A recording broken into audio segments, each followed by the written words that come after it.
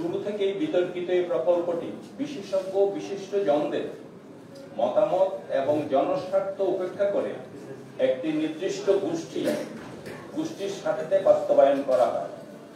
পরিবর্তিত সময়ে এই এক্সপ্রেসওয়ে র্যাম্প স্থাপন নিয়েও বিতর্ক কম হয়নি। সবশেষে বিতর্কিত বেশ কয়েকটি র্যাম্প প্রকল্প থেকে সাময়িক বাদ দেওয়া হলেও বাওয়াইস্কুলু জিইসি জাংশনের মাঝে হোটেল পেনিনসুলার সামনে থেকে প্রস্তাবিত র্যাম্পটি বাদ দেওয়া হয়নি। অপরিকল্পিত ব্যক্তিস্বার্থে গৃহীত এই র্যাম্পের বিরুদ্ধে সচেতন নাগরিক সমাজ থেকে শুরু করে সাধারণ নাগরিকগণ প্রতিবাদ করার পরও এর নির্মাণ কাজ বন্ধ করা হয়নি, বরং অবস্থা দৃষ্টে মনে হচ্ছে তা অগ্রাধিকার ভিত্তিতে দ্রুত গতিতে নির্মাণ কাজ করা হচ্ছে। আমরা জানতে চাই কেন তা বন্ধ করা হচ্ছে না, তার স্বার্থে। বাওয়াইস্কুলু জিইসি জাংশনের মাঝে যে র্যাম্প নির্মাণের কাজ চলছে, জনস্বার্থে তা বন্ধ করা অপরিহার্য। কারণ এই জায়গা এমনিতেই অত্যন্ত যানজট প্রবণ এলাকা। প্রতিদিন এখানে সকাল থেকে রাত 9টা-10টা পর্যন্ত যানজট লেগেই থাকে। এখানে নতুন র্যাম্প নির্মাণ করলে মূল সড়কের প্রশস্ততা কমে গিয়ে জিইসি জাংশনে যানজট বেড়ে যাবে। পাশাপাশি এমএম আলী সড়ক জাংশন, ওয়াসা জাংশন, লালখান বাজার মোড়ে যানজটের তীব্রতা বেড়ে যাবে। কারণ এই সমস্ত জাংশনে ডান দিকে যারা পূর্ব দিক থেকে যাবে, এদের ডান দিকে মোড় ঘুরতে হবে এবং র্যাম্পের মধ্যে আবার ডান দিকে ও বাম দিকে দুদিকেই ঘুরতে হবে, যার ফলে ওখানে যানজটের সৃষ্টি হবে। এলিভেটেড এক্সপ্রেসওয়েকে কার্যকর করতে যে র্যাম্প টাইগার পাসে নামানো হয়েছে, সেটাকে উঠার ও নামার র্যাম্প হিসেবে ব্যবহার করা সম্ভব। এর ফলে যে সকল গাড়ি লালখান বাজার হোটেল রেডিসন ব্লু থেকে আসবে, তাদেরকে রাইট টার্ন নিতে হবে না। অথবা যে র্যাম্প টাইগার পাসে নামানো হয়েছে, সেটাকে শুধুমাত্র উঠার র্যাম্প হিসেবে ব্যবহার করা যায় এবং যে র্যাম্প আমবাগানের দিকে নামানো হয়েছে, তা দিয়ে লালখান বাজারমুখী গাড়িও নামতে পারবে। শুধু প্রয়োজন হবে একটা সুপরিকল্পিত জাংশন ডিজাইন। বর্তমানে চট্টগ্রাম উন্নয়ন কর্তৃপক্ষ এলিভেটেড এক্সপ্রেসওয়ে থেকে অপরিকল্পিতভাবে বিভিন্ন জায়গায় র্যাম্প নামাচ্ছে ও উঠাচ্ছে। যে সকল জায়গায় র্যাম্প নামাচ্ছে বা উঠাচ্ছে, সেখানে নিচের মূল সড়কের প্রশস্ততা কমে যাওয়ায় ভবিষ্যতে অগ্রাধিকার ভিত্তিক গণপরিবহন বাস সিস্টেম বা র্যাপিড বাস ট্রানজিট চালু করা কঠিন হয়ে যাবে। আর বন্দরের কন্টেইনার চলাচলেও প্রচন্ড বাধা সৃষ্টি করবে, যা পণ্য পরিবহন গতিশীলতায় স্থবিরতা সৃষ্টি করতে পারে। নিচের মূল সড়কে সুষ্ঠু ট্রাফিক ব্যবস্থাপনা ছাড়া এলিভেটেড এক্সপ্রেসওয়ে কোনো অবস্থাতেই কার্যকর হবে না। যে এক্সপ্রেসওয়েতে গণপরিবহন বাস চলাচল করতে পারবে না, সে এক্সপ্রেসওয়েতে নগর যাতায়াতের শতকরা সর্বাধিক 5% লোক কিছু সময় উপকার পাবে। উন্নয়নের নামে এই সামান্য গোষ্ঠী স্বার্থের সুবিধার জন্য অপরিকল্পিতভাবে র্যাম্প নামিয়ে নগরের 95% নাগরিকের চলাচলকে আরো সংঘাতময় করা মোটেই গ্রহণযোগ্য নয়। পরিশেষে আবার বলবো, জনস্বার্থে এই র্যাম্প নির্মাণ বন্ধ করা হোক। আপনারা এখন আমার এই বক্তব্য এখানেই শেষ। পিএটা পড়া কিছু আপনারা প্রশ্ন করবেন। এছাড়াও আমি কিছু আপনাদেরকে তথ্য দিতে চাই। বাড়তি তথ্যগুলা আমি কিছু তথ্য দেব। 2018 সালে এখানে বিশ্ব ব্যাংক চট্টগ্রাম আরবান ট্রান্সপোর্ট নিয়ে একটা মাস্টার প্ল্যান করে, সেটাতে আমি যুক্ত ছিলাম। সেখানে আমরা যে প্রপোজাল গুলো দিয়েছি 2018 সালে, আমাদের এখানে মানে বছর বছর আপনার লোক পাবে, আমরা ট্রিপ বলি এগুলাকে। এখানে আমার বর্তমান 2018 সালে যেটা ছিল 6.7 মিলিয়ন ট্রিপ, এবং সেটা আমরা ফোকাস করে যে 2030 সালে সেটা দাঁড়াবে টোটাল 10.4 মিলিয়ন। আচ্ছা, পিটি মানে private transport, public transport increase করবে 40%। এখন আছে যেটা ছিল 2.9 মিলিয়ন ট্রিপ, আর 2030 সালে হবে 4.1 মিলিয়ন ট্রিপ। আমরা যারা হাঁটি পথচারী, ওয়াকিং ট্রিপ বাড়বে 40%, 1.7 মিলিয়ন থেকে 2.4 million by 2030। Car trip private car যাদের আছে তাদের ট্রিপ বাড়বে 160%, 0.8 মিলিয়ন থেকে 1.7 মিলিয়ন ইন 2030। ট্রাক ট্রিপ বাড়বে, যেহেতু আমাদের বন্দরের কার্যক্রম অনেক ভালো হয়েছে এবং আরো কি হবে, সেখানে ট্রিপ বাড়বে 220%। বর্তমানে 35,000 গাড়ি চলছে, তখন 2030 সালের মধ্যে 1,13,000 ট্রাকের ট্রিপ বাড়বে। এই সমস্ত ট্রিপগুলোই কিন্তু আমাদেরকে এখানে চট্টগ্রামে একটা ট্রাফিক জেনারেশন হচ্ছে এবং অনেক বেশি। কিন্তু ট্রান্সপোর্ট প্ল্যানিং হয় না, প্রথমেই করতে হবে আমরা দিয়েছি অপশনগুলো কি কি আমাদের কাজ করতে হবে এবং অপশন কি। অপশন নাম্বার 1 হলো বাস ফ্যাসিলিটি ইমপ্রুভমেন্ট করতে হবে। আমাদের যে বাস সিস্টেম আছে সেটাকে আমাকে ইমপ্রুভ করতে হবে, যেটা গণপরিবহন আমরা বলছি। 2 নম্বর হলো বাস প্রায়োরিটি। আমি যখন প্ল্যানিং করব সেখানে যখন বাস যাবে অন্যান্য গাড়িও মানে প্ল্যানিং এ থাকবে, কিন্তু যখন একটা জাংশনে যাবে সেখানে বাস প্রায়োরিটি সিগন্যাল সিস্টেম চালু থাকবে। ট্রাফিক ম্যানেজমেন্ট, এই ট্রাফিক ম্যানেজমেন্ট ছাড়া আমরা মেট্রো রেল করি, ফ্লাইওভার একটার পর আরেকটা করি, এক্সপ্রেসওয়ে একটার উপর আরো 10টা করি, কোনো অবস্থাতেই কোনো কার্যকর ভূমিকা কোথাও রাখেনি বিশ্বে। চট্টগ্রামেও রাখবে না, ইভেন ঢাকায়ও রাখবে না। এবং এই যে ট্রাফিক ম্যানেজমেন্টটা বলেছি, সেখানে যেহেতু আমাদের দেশে কিন্তু রিক্সা চলে অনেক, এখন ওই যে ব্যাটারি রিক্সা থেকে শুরু করে অনেক কিছুই, আমরা কিন্তু ওইগুলোকে বাদ দিতে পারবো না। সেগুলো নিয়েই আমাদের হোল প্ল্যানিং সিস্টেমটা আমাদের করতে হবে। কোথায় আমরা রিক্সাকে প্রাধান্য দেব, কোথায় ইয়েকে প্রাধান্য দেব, কোথায় টেম্পোকে প্রাধান্য দেবো, সেই হিসাবে আমাকে হোল ম্যানেজমেন্টটা তৈরি করতে হবে। এটা হলো মাল্টি মডেল প্ল্যানিং বলে। মানে প্রত্যেকটা আমি একটা থেকে আরেকটা যাব, বাসা থেকে বের হব, আমার রিক্সা আছে, রিক্সায় উঠি আমি যেখানে বাস স্টেশন আছে সেখানে গিয়ে যাব। তারপর লাগবে পেডেস্ট্রিয়ান ইনফ্রাস্ট্রাকচার, পথচারী। চট্টগ্রামের 60% লোক কিন্তু পথে থাকে। এদের জন্য আমার হোল প্ল্যানিংটা করতে হবে, আমাকে ফুটপাথ করতে হবে, পুরনো যেগুলো আছে সেগুলো সংস্কার করতে হবে, নতুন করতে হবে। তারপর হলো লাস্ট যেটা ইনস্টিটিউশনাল রিফর্ম এবং বাস সেক্টর যে রিফর্ম আছে, এই ইনস্টিটিউশনাল রিফর্ম ছাড়া কিন্তু যে কোনো কিছু কাজ করতে গেলে ইনস্টিটিউশন লাগবে। চট্টগ্রামের যে সমস্ত কাজগুলো এখন হচ্ছে, আমরা 1995 সালে যে মাস্টার প্ল্যান করেছি, 1995 সালের মাস্টার প্ল্যান, 2008-এ ডিটেইলড এরিয়া প্ল্যান, 2018-তে বিশ্ব ব্যাংক যেটা করেছে, প্রত্যেকটা ইয়েতেই আছে ইনস্টিটিউশনাল রিফর্মের কথা।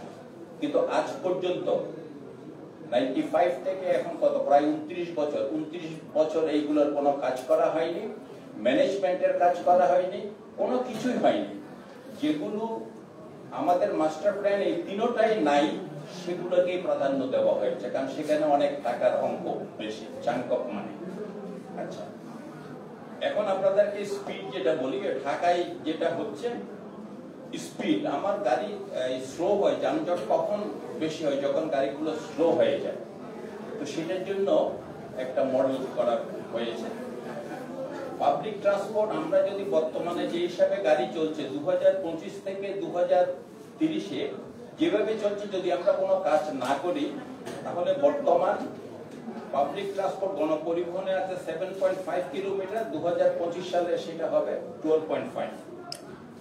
আর যদি আমি ট্রান্সপোর্টে যে প্ল্যানিংটা দেওয়া হয়েছে এখানে সেই হিসাবে যদি করি, 2030 সালে আমার 14 পয়েন্ট হবে, আর যদি আমি না করি 2030 সালে হবে 5 কিলোমিটার পার আওয়ার। আমরা প্রায় হাঁটার গতিতে চলে আসবো। তো এই হিসাবে প্রাইভেট কার, সিএনজি, ট্রাক সবগুলোরই আমাদের ফোরকাস্ট গুলো দেওয়া আছে। এখন যদি আমরা না করি, তাহলে কিন্তু ওই যে আমরা 2030 সালে, আমার কিন্তু প্রত্যেক বছর পাবলিক বাড়ছে, মাইগ্রেশন হচ্ছে, যত বেশি শহরে মাইগ্রেশন হবে, লোক বাড়বে, তত বেশি কিন্তু গাড়ির চলাচল করতে হবে, তখন এই যানজটগুলো তৈরি হবে। তারপর আর যদি আমরা ট্রাফিক ম্যানেজমেন্টে যাই, তাহলে আমাদের ইম্প্যাক্টটা কি হবে? এয়ার পলিউশনের ব্যাপারে সেটাও আমরা দিয়েছি। অ্যানুয়াল যে এয়ার পলিউশন হচ্ছে আমাদের পার্টিকুলেট ম্যাটার পিএম, সেটার 19% রিডাকশন হবে। যেটা গাড়ি থেকে এমিশন গুলো হচ্ছে, নাইট্রাস অক্সাইড তৈরি হচ্ছে, সেটা রিডাকশন হবে 23%। আর greenhouse gas emission reduction হবে 18%। কাজে এইগুলো যদি আমরা না করি, এই যে এয়ার পলিউশন হচ্ছে তাতে কিন্তু আমাদের রোগ বেড়ে যাচ্ছে, মানুষ মারা যাচ্ছে অনেক। এরপর আরেকটা ইম্পর্টেন্ট ইস্যু হলো, যেটা আমরা কিন্তু অনেকেই জানি না, চিন্তাও করি না, সেটা হলো এই যে ট্রাফিক কনজেশন হচ্ছে, গাড়ি আসতে চলছে, গিয়ে ব্রেক করা হচ্ছে, আবার ছাড়ছে, এতে আমাদের ফুয়েল কনজাম্পশন কত হচ্ছে, কত টাকা আমরা লস করছি।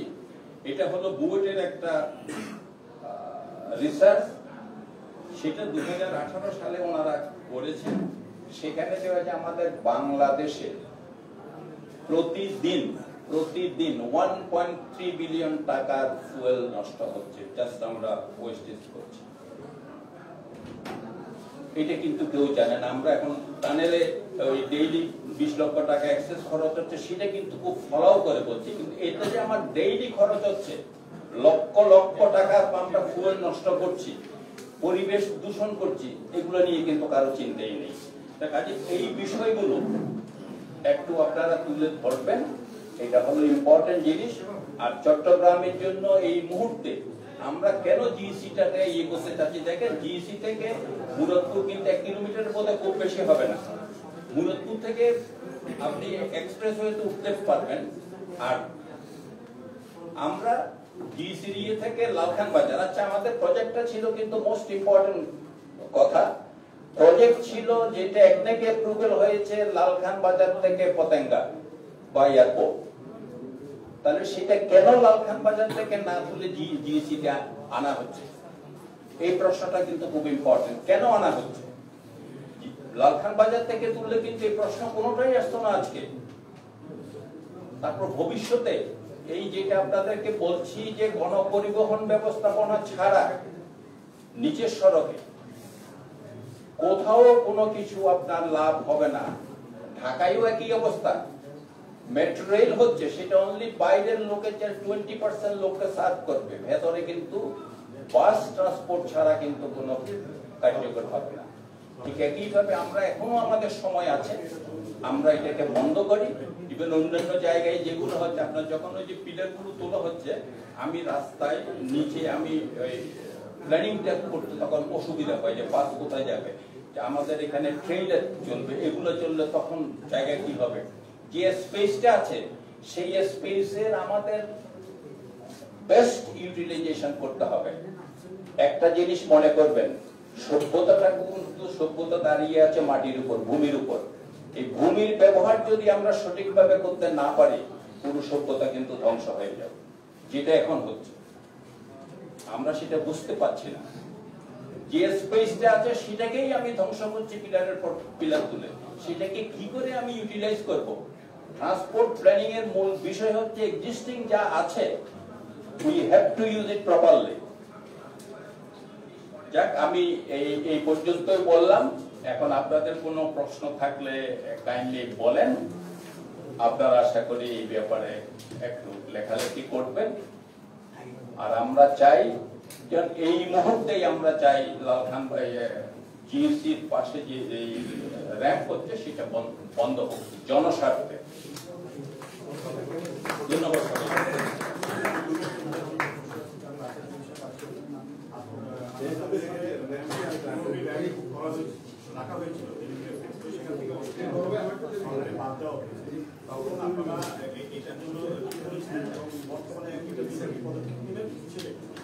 আচ্ছা, আপনাকে বলে অসংখ্য ধন্যবাদ। র্যাম যেটা 15টা ছিল বাদ দেওয়া হয়েছে। ইনফ্যাক্ট সিডিএ সেগুলাকে কিন্তু একেবারে বাদ দেয়নি। ওদের বক্তব্যটা ওরা কি লিখিত দিয়েছে, সাময়িক ওরা বন্ধ করেছে, ওরা কিন্তু বাদ দেয়নি। প্রয়োজন হলে কিন্তু ওরা করবে, আবার ওরা এখন দেখবে। হ্যাঁ, কাজে সেগুলো বাদ দেয়নি। আর এইগুলো করার সময় আমাদের সাথে কিন্তু কারোর সাথে আলাপ করেনি। যারা এগুলো নিয়ে কথা বলতে পারবে ওদের সাথে কিন্তু ওরা কোনোদিন বৈঠক করেনি। যেমন এই ফ্লাইওভার এবং এক্সপ্রেসওয়ে নিয়ে বহু সভা হয়েছে। দিলেন মিনিস্টার মোশাররফ সাহেব, ওনার সাথে তিনবার সেমিনার করা হয়েছে। সেখানে প্রত্যেকবার বলা হয়েছে যে আপনারা যেগুলো করছেন এগুলো না করে এখন যেই টাকাটা খরচ হয়েছে তার ফ্র্যাকশন অফ টাকা দিয়ে পুরো চট্টগ্রামকে আমরা গড়ে তুলতে পারবো, ট্রাফিক সিস্টেমটা আমরা ডেভেলপ করতে পারবো। ওনারা সেদিকে যাননি, ওনারা সব সময় যাচ্ছেন হাজার হাজার কোটি টাকা, যেটা আমার 100 কোটি টাকায় হবে সেটা 1000 কোটি টাকায় প্রবলেম সলভ করতে চেয়েছে, কিন্তু সেটা পারেনি, সেটাও হচ্ছে না। এই মুহূর্তে যেহেতু শুধু এখন যে এইটা চলছে, কারণ জিইসির সেই জাংশনটা কিন্তু খুবই ইম্পর্টেন্ট আমাদের জন্য এবং সেটা আপনারা সবাই জানেন। কাজেই এইখানে যদি র্যাম্প এখান থেকে তোলা হয় মানে ওখানে প্রচন্ড জ্যাম হবে এবং সেটা টোটাল এইটা ফিল করবে। স্যার আপনার কাছে আমার প্রশ্ন, আপনাকে আমি স্পেসিফিক প্রশ্ন করছি। আজকে যে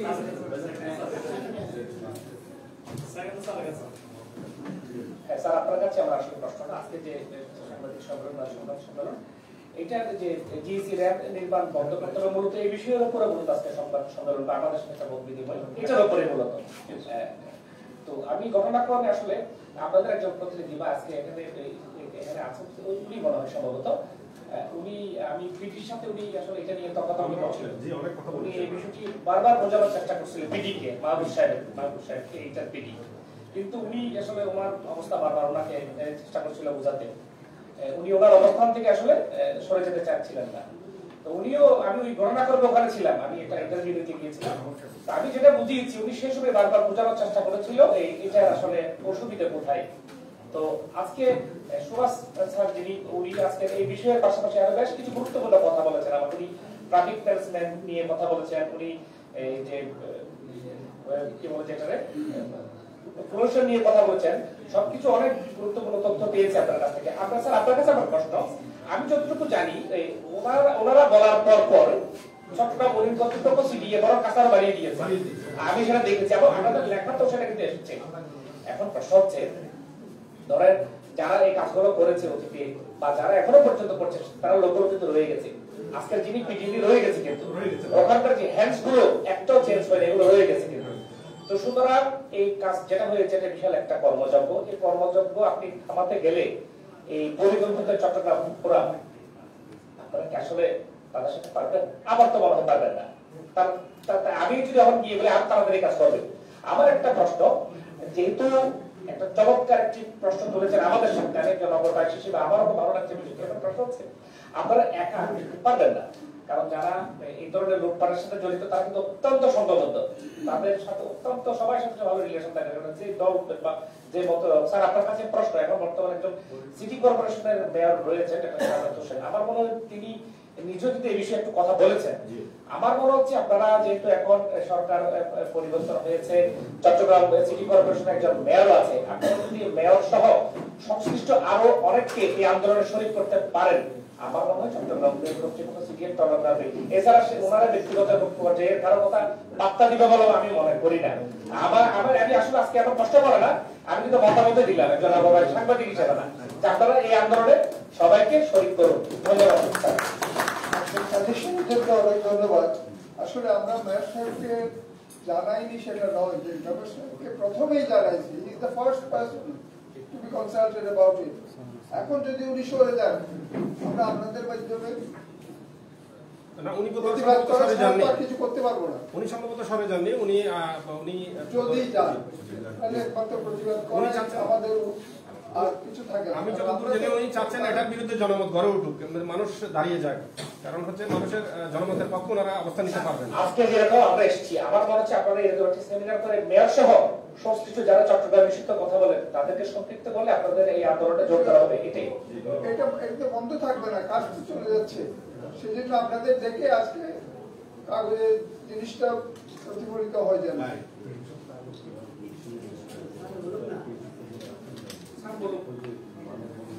স্যার আমাদের টেলিভিশন সুবিধাতে আপনি দিনে কথা বলা হয় আমরা দাদাটা পেয়েছি তো আপনার কাছে কথা বলে স্যার দাদাটা পেয়েছি স্যার আপনি পেয়েছি আপনি স্যার আপনি পেয়েছি আপনার কাছে টিভির কথা বলুন আপনি আপনি এই বিষয়ে একটু কথা বলুন এই বিষয়ে টিভির জন্য একটু কথা বলুন এই বিষয়ে আমি বলি আপনাদেরকে আসলে মেয়র সাহেব আমাদেরকে এমন আশা দিয়েছিলেন যে আমরা মনে হয়েছিল পেয়ে গেছি। উনি বলছিলেন যে আপনারা ওখানে গিয়ে দাঁড়ান, আমাকে ডেকে নেবেন, আমিও দাঁড়াবো। This is what he said. উনি আছেন, আমরা সবাই আছি, আপনারা জিজ্ঞাসা করতে পারেন তাকে যে আপনি তো এই কথাটা দিয়েছিলেন তাদেরকে, সেই হয় কি করে? আমরা চাই mayor should be chief of everything in the town.